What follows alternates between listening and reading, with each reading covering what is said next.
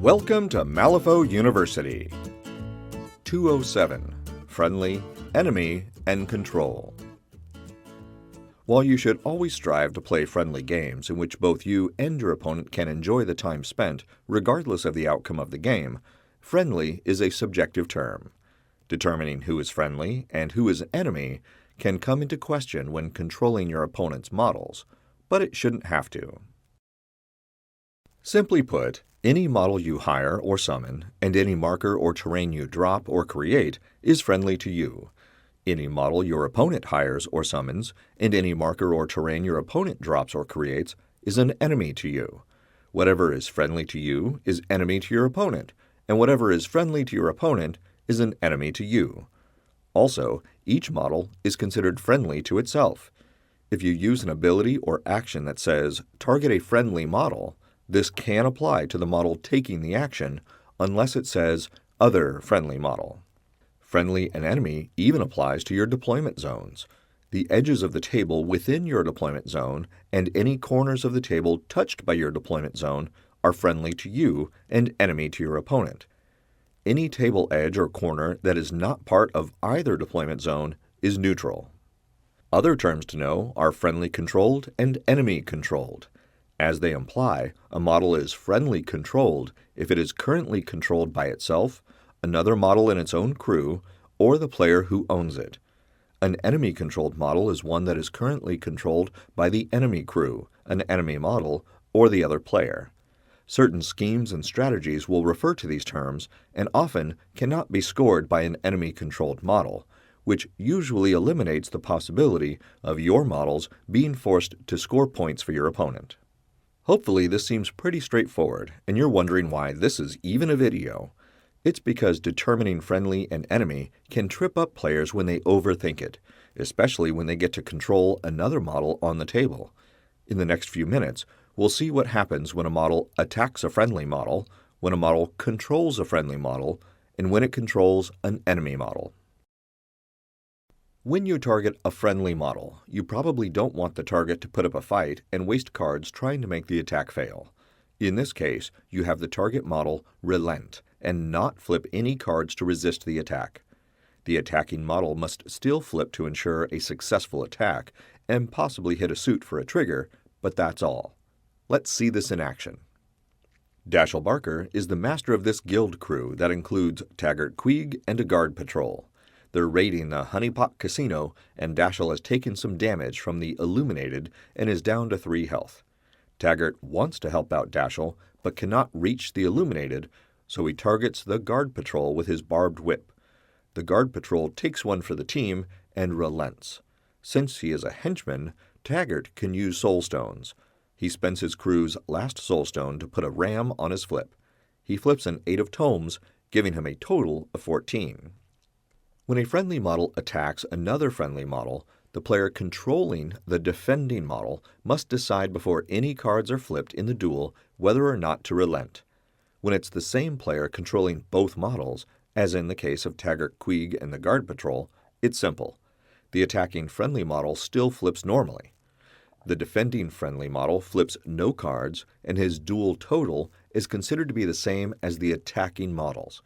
That matching total puts a double negative modifier on the damage flip from this attack, if it's the sort of attack that does damage.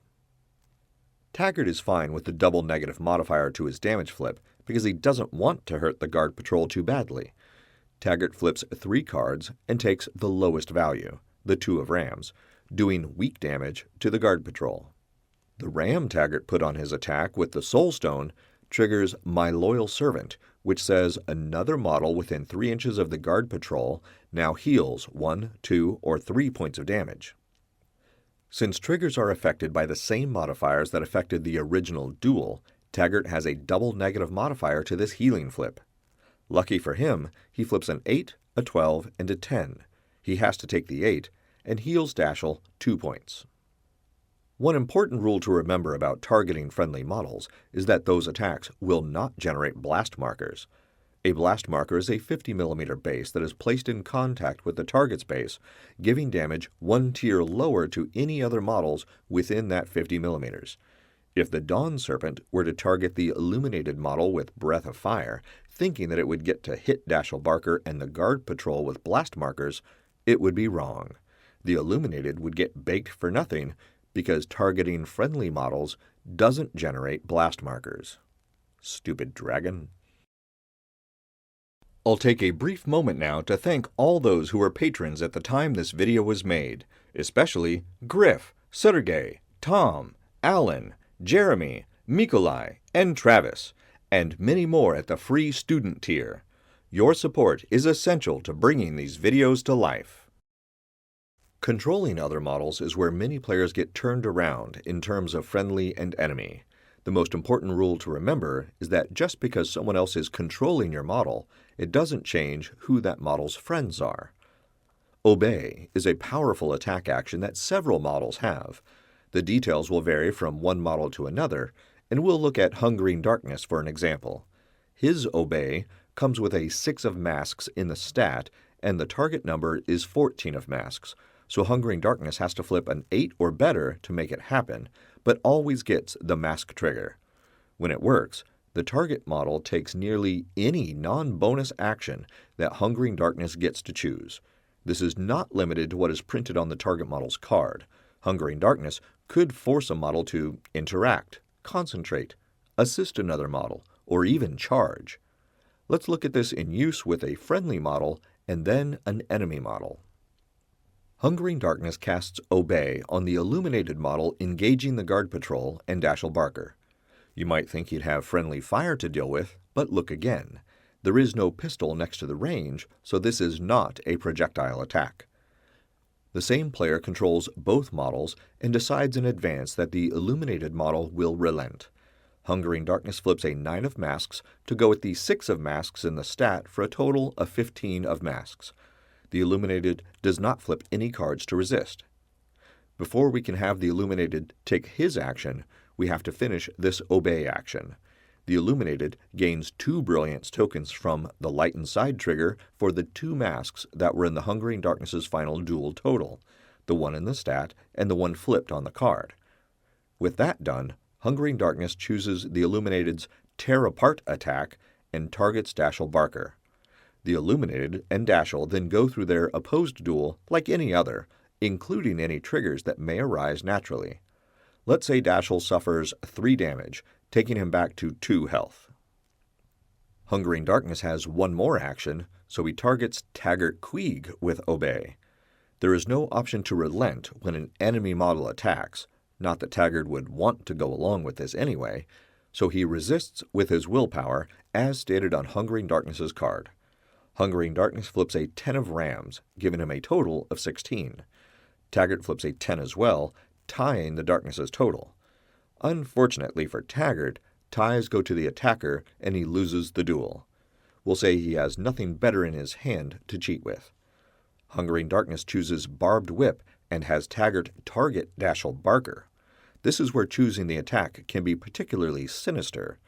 The wording of the Barbed Whip says, if the target is at half its maximum health or below, this action receives a positive modifier to its duel. Nothing in that wording distinguishes between friendly or enemy models. Since Dashiell is down to 2 health, this Barbed Whip will have a positive modifier. This leads us to the biggest rule of controlling an enemy model.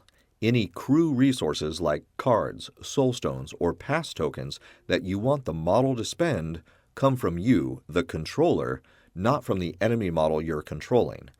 If the model you're controlling has model-specific resources like chi or fate tokens, or a condition like focus or burning, then you can have the controlled model use those. On the flip side, if the model you're controlling gains crew resources like cards or soulstones, you, the controller, get those resources. If the model you're controlling gains model-specific resources like chi tokens or focus +1, then the model itself gets it. Okay. Back to the duel. Taggart is a henchman and can spend soulstones, so Hungering Darkness takes a look at his Barbed Whip triggers. If Hungering Darkness spends a soulstone from his own pool to have Taggart put a ram on the attack, another model within 3 inches of Dashiell Barker gets to heal. It doesn't say friendly model so that could heal the Illuminated after that idiot Dawn Serpent attacked him. If he puts a mask on the attack, another friendly model may take a melee action targeting the same model.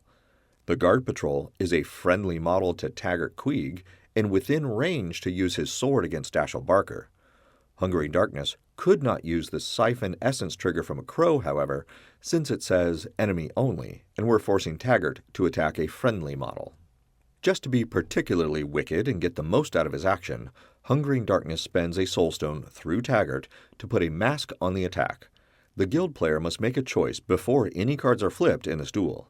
If he resists the attack, he might beat it and suffer no damage.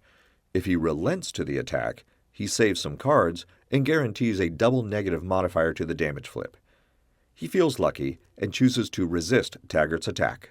Using Hungering Darkness's deck, Taggart flips 2 cards because of the positive modifier and chooses the 12 of Rams, giving him a total of 18. Dashiell flips a 4 of Tomes, giving him a total of 10. He has nothing better in his hand to cheat with and no Soulstones left, so Dashiell curses his luck and braces for impact.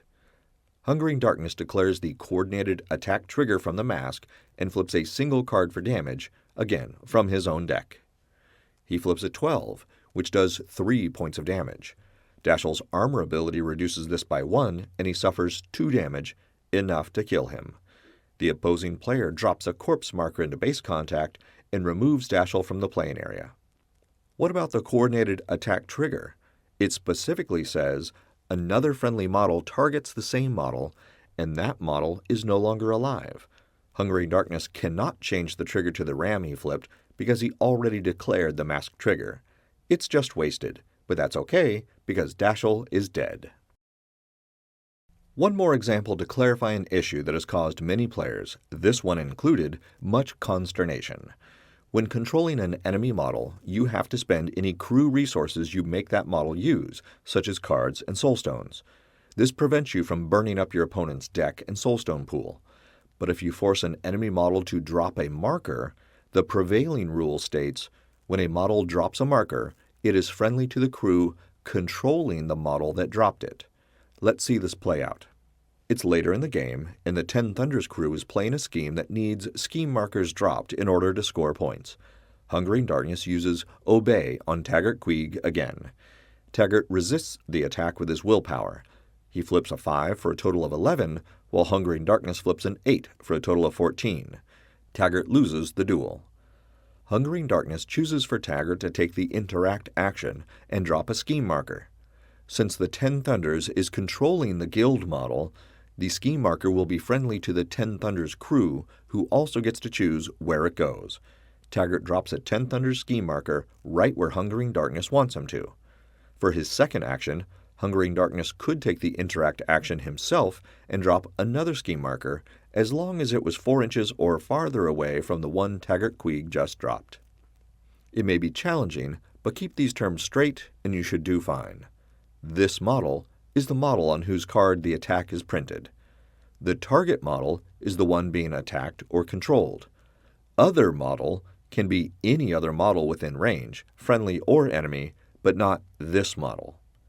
Friendly and enemy are always from the point of view of the model taking the action and don't change throughout the game. That's the overview of friendly, enemy, and control. Pick up a printable set of all the markers and tokens you need to play Malifaux in the Wargames Vault. If you haven't already, join our Patreon for early, ad-free access to all new content. And be sure to visit the Malifaux University gift shop for the latest in Malifaux-themed shirts, hoodies, drinkware, and more. Links are in the notes below. And remember, play friendly games, keep it simple, and have fun.